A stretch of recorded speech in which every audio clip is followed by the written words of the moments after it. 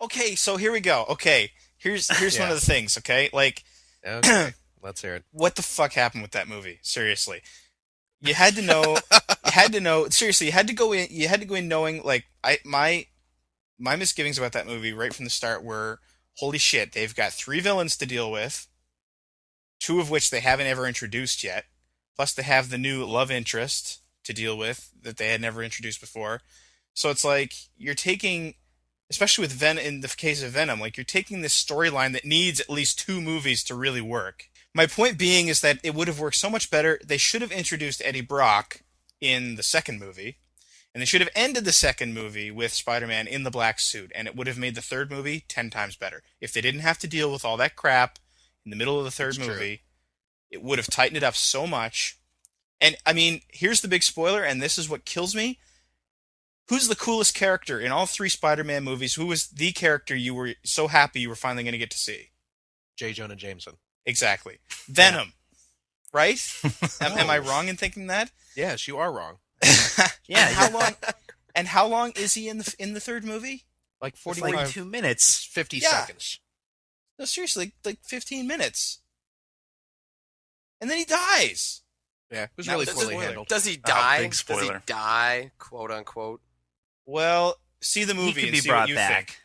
He could be brought He back. could be brought back, Anyone but can be see brought what you back. think.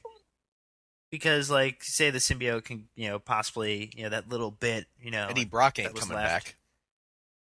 Eddie Brock got vaporized. Yeah, and you know what the real shame of it is? Because I really thought that Topher Grace was a really horrible choice for Eddie Brock, but He did actually great. did a very good job. Yeah. He was a He really was good good. Eddie Brock.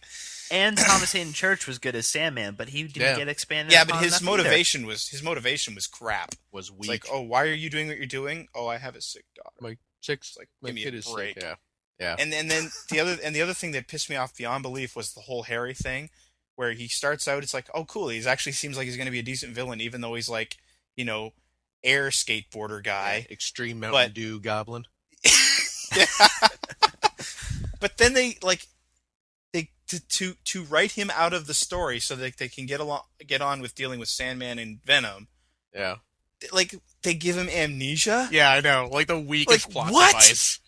Yeah, and like I mean, I was He- giving Sam Raimi in the script so much credit because he doesn't have amnesia. He's just using this to lure Peter in Yeah. so he can really screw him later, right? Yeah, Like he actually had and- amnesia. yeah, and then the stunning realization it's slowly happening. It's like holy shit, he really has amnesia.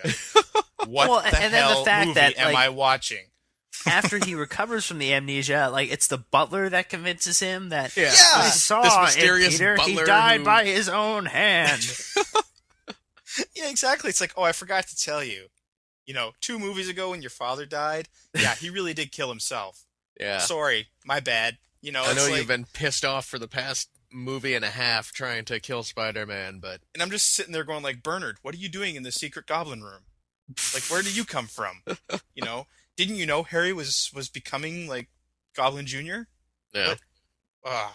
I mean, so it's bad. it's bad when not only people like we're critical people of things, given how much we talk about this, but I was sitting next to just like the dumbest guy in the world, and like he was criticizing like the CJ was there.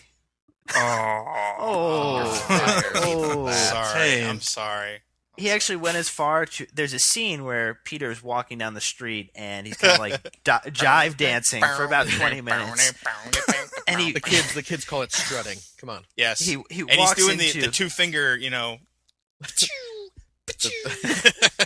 he walks like the door's open to a store. He walks in and then he walks back out 2 seconds later with a new pair of a new outfit on. The guy next to me says, "Holy crap, that couldn't happen in real life." Oh God, Spider-Man, Excellent. you've lost all realism. Yeah. Hey, but it made 59 million on Friday, so But who cares? That's because those people had never seen it before. So, because it lived on the success of Spider-Man 2 being so good. and that's the thing. It so feels like everybody involved just was doing it because it was part of their contract, and it's Yeah, like, it really let's just did. get this third one out of the way. But like even that scene you're talking about, because Spider-Man 2 had a very similar montage scene where it worked. It was legitimately meant to be funny, and it worked. Where he's he's shed the weight of being Spider-Man, and he's walking around and he trips, and the music is hilarious, and they tried to redo that exact scene, but taking it in the other direction with like emo Peter. And, well, not emo. It was more like, "Hey, I'm Venom. I'm awesome. I got power." Yeah, except that I love that when he's like the Venom guy, his hair gets black. Yeah. And he's got the long scraggly bangs hanging over one eye, and it's like, oh my friggin' god, what are we watching? But like that scene went on forever, and it was so stupid, like the movie pissed me off. And I went to the midnight showing on Thursday night. Did you really? So I what did a as waste well. of time that was. I did not do that. Going know to what school the, the next day on 3 hours sleep. The best part of that movie was when it finished and we were walking out of the theater. There was a huge line of people, waiting to get into the next show. And as I'm walking past, I'm walking right next to the crowd, and I say in a very loud voice, "Oh, wow, I couldn't believe that Venom killed Mary Jane." Oh my god! And like half a dozen people were just like, "Oh, shut up! You ruined the movie for us." Oh my god! No, Sam Raimi did that himself. And yeah, so yeah, I don't worry, Sam took care of that. I had a good laugh at their expense, dishing out a fake spoiler to them. My buddy of mine that I went with, he was saying as we were walking out, he was talking really loudly about like Spider-Man dying at the end, but how it didn't have anything to do with the story. How it was just like, all the villains have been defeated, and him and Mary Jane are across the street, and he's just like hit by a bus. It's like whammo. It's like, wow, that just came out of left field. It made absolutely no sense. But anyway, yeah, bad movie. And the other thing, I think there was a real editing gaffe in there where when Venom and Sandman. It's an editing neo gaff now.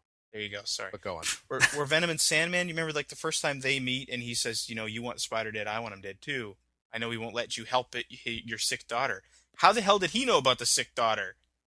Well, he's been trailing him. Yeah, apparently. He's a photojournalist. Seriously though, like Come I on. understand how he's supposed to know everything that Spider-Man knows, but Well, Spider-Man didn't know that. Oh yeah, that's true. So anyway, I'm done my rant. That's what I've been playing this week.